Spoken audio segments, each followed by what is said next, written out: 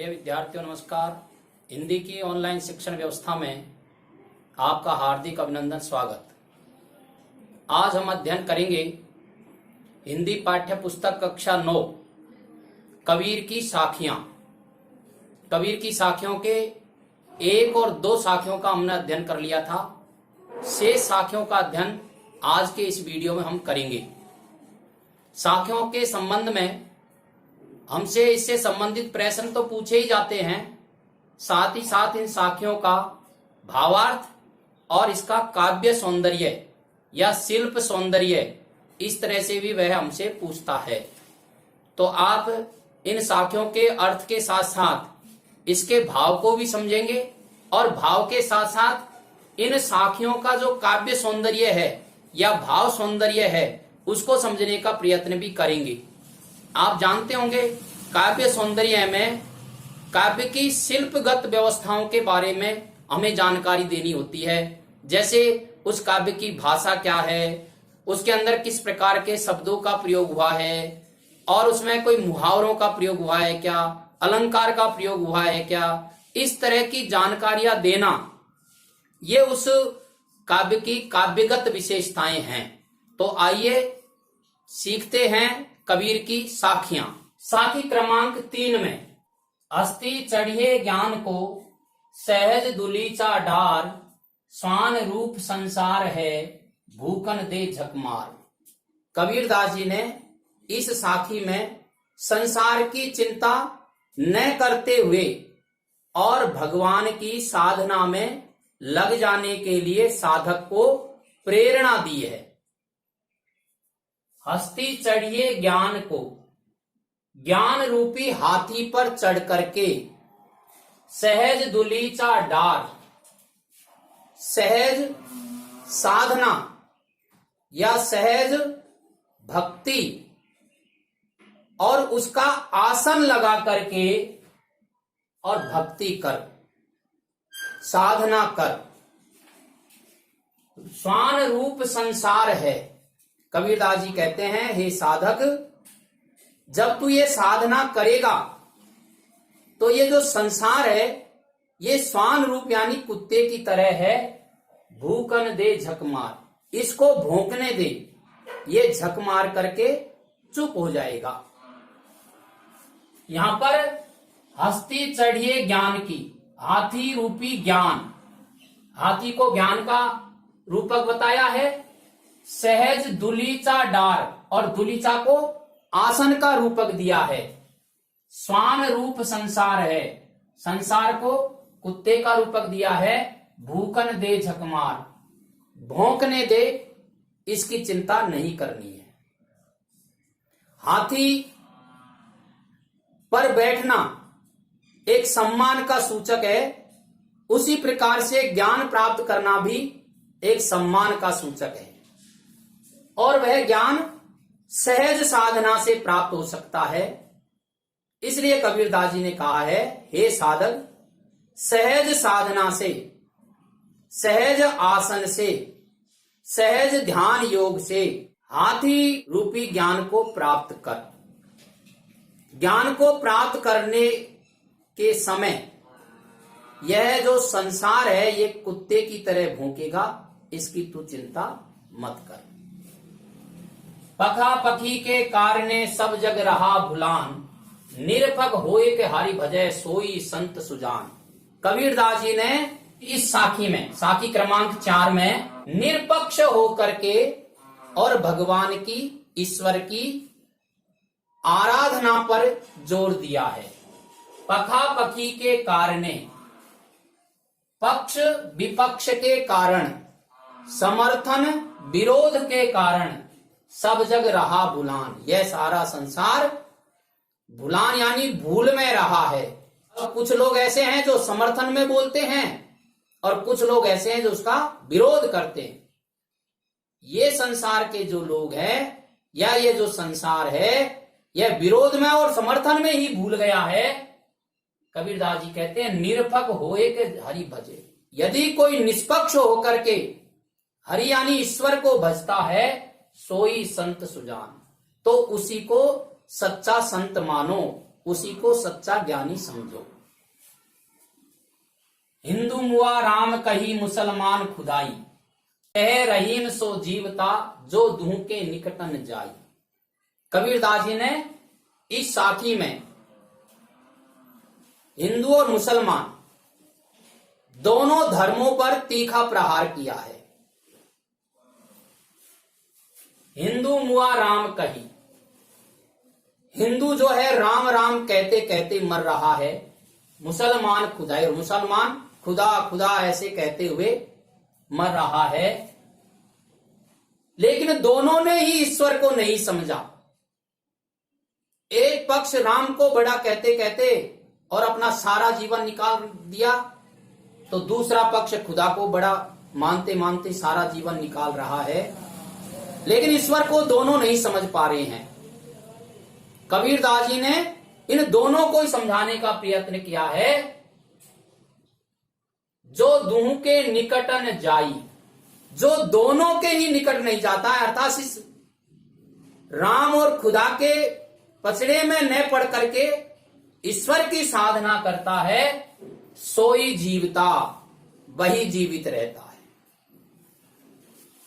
कावा फिर काशी भया रामई भया रहीम, मोट चून मैदा भया बेट कबीरा जी। हिंदू और मुसलमान लोगों के अंदर ये भ्रम है। मुसलमान लोगों का मानना है कि कावा में शरीर छोड़ने से मोक्ष प्राप्त होता है, और हिंदुओं का मानना है कि काशी में यदि शरीर छोड़ते हैं तो मोक्ष को प्राप्त होता है। एक कावा को महत्व देता है तो एक काशी को महत्व देता है। कबीरदास जी कहते हैं कि यह भ्रम है। यदि व्यक्ति के अंदर सच्चा ज्ञान पैदा हो जाए तो उसके मन का ये जो भ्रम है ये अंतरे खत्म हो जाएगा। तो जब ये अंतर खत्म हो जाएगा तो क्या होगा? कावा फिर काशी भया, कावा तो काशी हो जाएगा और काशी क्या हो जाएगा? काबा हो जाएगा। रामई भया रहीम, राम रहीम हो जाएगा और रहीम राम हो जाएगा। दोनों के अंदर कोई भेद नहीं रहेगा यदि सच्चा ज्ञान उसके हृदय में जागृत हो गया तो। मोट चून मैदा भया बैठ कबीरा जी। कबीरदास जी कहते हैं मोटे चून का मैदा का जो अंतर है वो खत्म हो जाएगा, मोटा चून मैदा बन जाएगा। बैठ कबीरा जी, कबीरदास जी कहते फिर आनंद के साथ बैठ करके जीना, अर्थात भगवान का भजन करना, ईश्वर की आराधना करना, ईश्वर को प्राप्त करना, ईश्वर से साक्षात्कार करना। ऊंचे कुल का जन्मिया जे करनी न ऊंची होए, सुवरन कलश सुरा भया भरा साधु निंदा सोए। इस अंतिम साखी में कबीरदास जी ने व्यक्ति को श्रेष्ठ मानने का मार्ग बताया है कि श्रेष्ठ कौन होता है। कबीरदास जी का कहना है कि व्यक्ति कर्म से महान होता है, कुल से नहीं। ऊंचे कुल का जन्मिया, ऊंचे कुल में किसी ने जन्म ले लिया हो, करनी न ऊंची होए, और उसके कर्म ऊंचे नहीं हो, कर्म उसके नीच हो। सुवर्ण कलश सुरा भया साधु निंदा सोए, तो उस व्यक्ति की कैसी स्थिति होगी? जैसे सोने से बने हुए और कलश के अंदर मदिरा भरी हुई हो, तो सोने के कलश की संत लोग प्रशंसा नहीं करेंगे, या वो जो मदिरा है वो सोने के कलश में भर जाने से पवित्र नहीं हो जाएगी। सज्जन लोग, संत लोग फिर भी उस कलश की निंदा ही करेंगे। इसी प्रकार से यदि कोई व्यक्ति ऊंचे कुल में जन्म लेकर के यदि नीच कर्म करता है तो वह श्रेष्ठ नहीं माना जाएगा। अर्थात व्यक्ति की श्रेष्ठता का प्रमाण कुल नहीं, उसके कर्म हैं। इसलिए कबीरदास जी ने इस साखी में कर्म के महत्व को समझाने का प्रयत्न किया है। अब इन साखियों से संबंधित कठिन शब्द देखते हैं। हस्ती चढ़िए ज्ञान की, हस्ती मानी हाथी।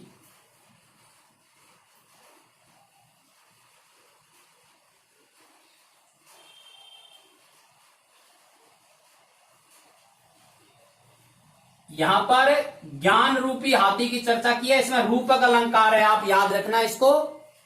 जब हम इसका काव्य सौंदर्य लिखेंगे इस साखी का, तो आप लिखेंगे इसमें रूपक अलंकार का प्रयोग हुआ है। सहज दुलीचा, दुलीचा यहां आसन को कहते हैं।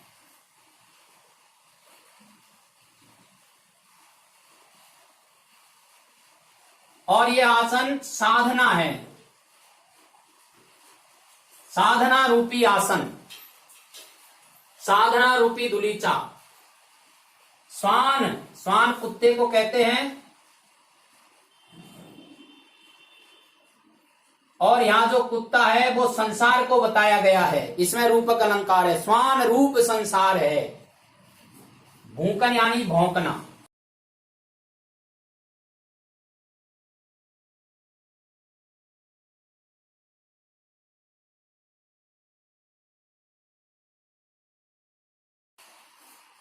पखापखी यानी पक्ष विपक्ष।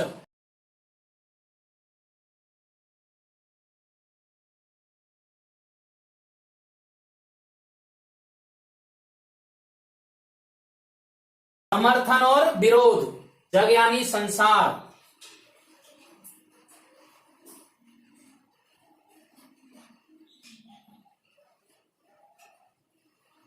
कुल मानी वंश, परिवार।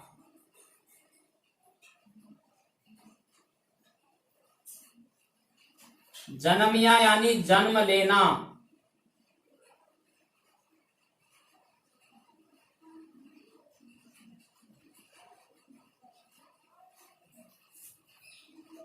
करनी यानी कर्म।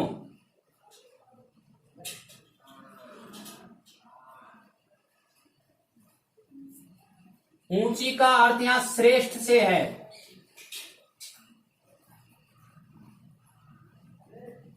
ऊंची का अर्थ ऊंचा न होकर के श्रेष्ठता से है। सुवर्ण यानी सोना।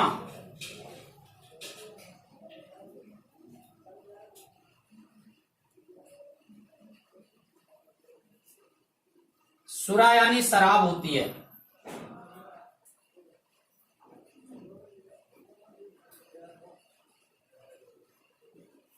अर्थ के साथ साथ भाव भी हमने समझा था। अब इन साखियों की जो एक जैसा काव्य सौंदर्य है, उसमें एक तो भाषा है, तो सभी साखियों की जो भाषा है वह सद्दूकड़ी है। आप सबके लिए लिख सकते हैं ये बात। दूसरा, इसकी जो विशेषता है, तत्सम तद्भव शब्दों का प्रयोग सम में हुआ है।